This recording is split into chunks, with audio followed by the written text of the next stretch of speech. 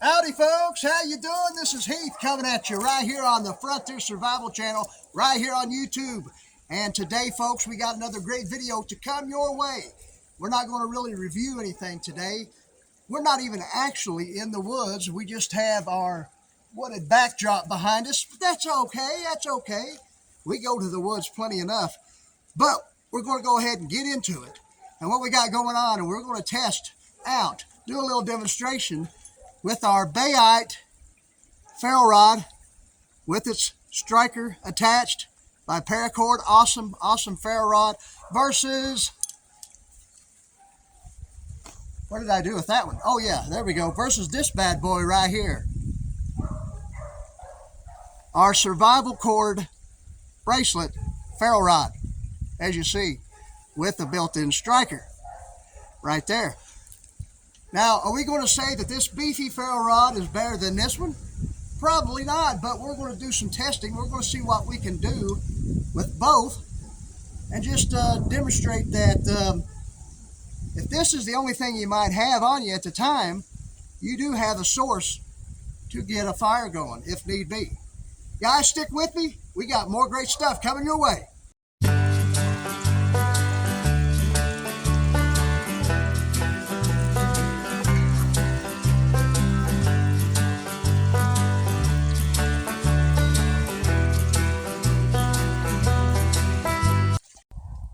All right, folks, we are down and dirty right now. We got the camera. We got some nice little pit built right here. We're going to show you a demonstration, like I said, between the big beefy ferro rod and the tiny survival bracelet ferro rod, guys. You all have seen those. I know you have. We are going to take the driest material of tinder that we have at the moment to do this demonstration, and that is going to be dryer lint, guys. Now, dryer lint is always readily available, so especially if you dry your clothes in a clothes dryer. So we're going to take this ball of dryer lint, we're going to put it right there in the pit. Guys, we are starting off with the Bayite ferro rod, the big beefy 1/2 inch in diameter ferro rod, and here we go. Now, my method of striking a ferro rod is hold the striker down, pull the ferro rod back. Tell me in the comments, what's your favorite method? Here we go. 1, 2, 3. All right, you see there's a couple strikes there. We do have flame. I mean, we knew that this ferro rod was going to do decent, didn't we? You know that? You know what I'm saying? So there you have it. Hopefully we can see that flame on camera. We're trying to get the best angle we can here. But as you see, it does pretty good. It does real good, actually.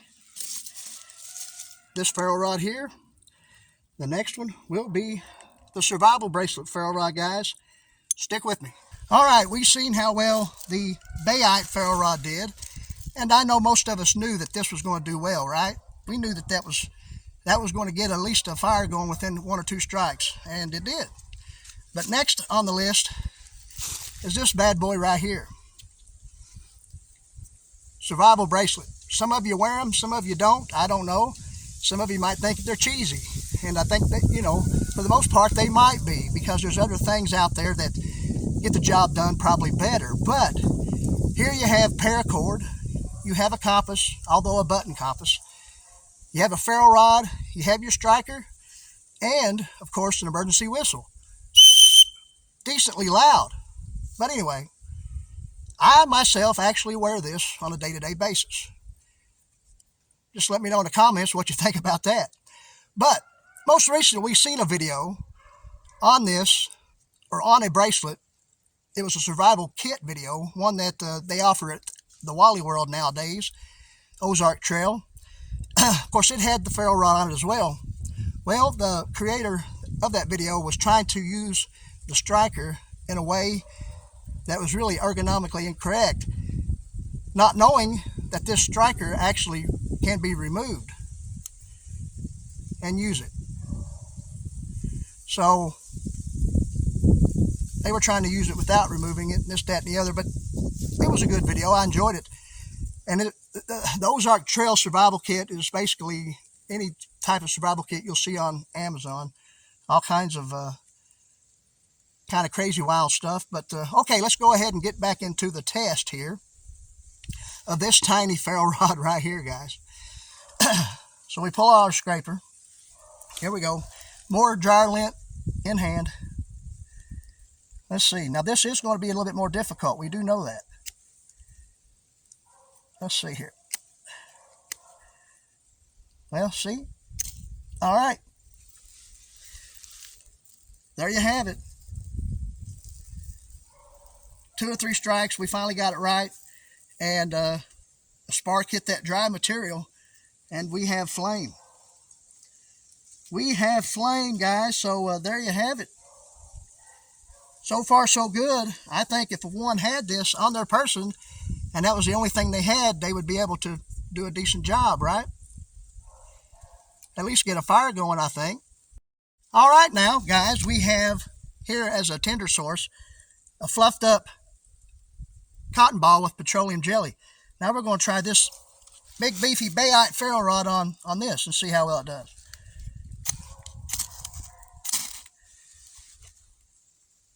One or two strikes, and there it is.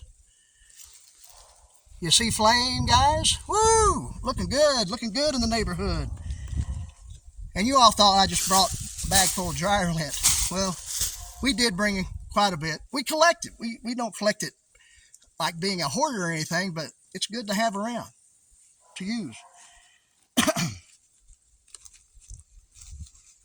But there you have it, guys. We got that going. We'll throw a little bit of got some curls here that we shaved off some stuff. Throw that on there.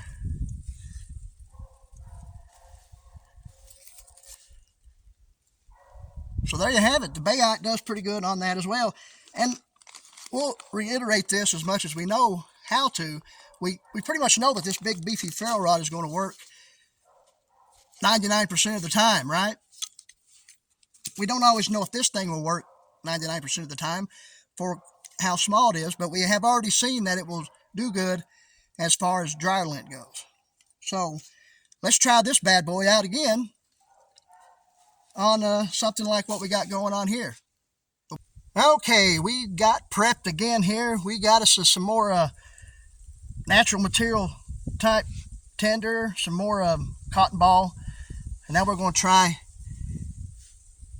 little tiny here on this stuff. See how well it does.